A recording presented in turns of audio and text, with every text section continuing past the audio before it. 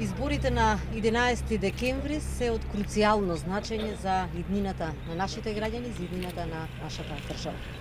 Предолго време опозицијата, предолго време Социјалдемократскиот сојуз си играше со сите нас.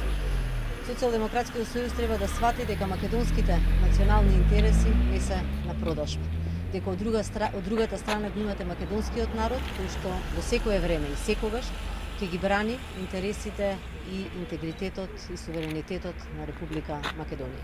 Имавме можност во овој период на една деструктивна криза да ги видиме нивните лажни ветувања, нивните манипулации, нивната деструктивна политика и уништување и посегнување по нашите историски културни вредности, нивните декларативни заложби и лажни ветувања.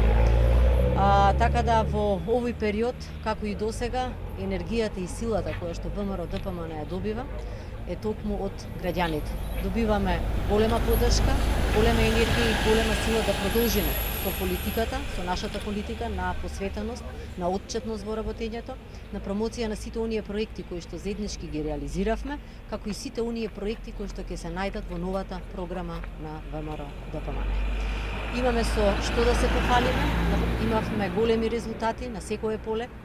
Ќе спомнам неколку значајни резултати, а тоа е стапката на намаленост на невработеноста од 48% до 24%, огромен број на вработувања, над 160.000 вработувања низ целата наша држава, голем број на субвенции во земјоделието, огромен број на реализација на голем број на проекти во делот на инфраструктурата, патиштата, инфраструктурни проекти, изградба на огромен број на проекти и во областа на културата, како никогаш досега.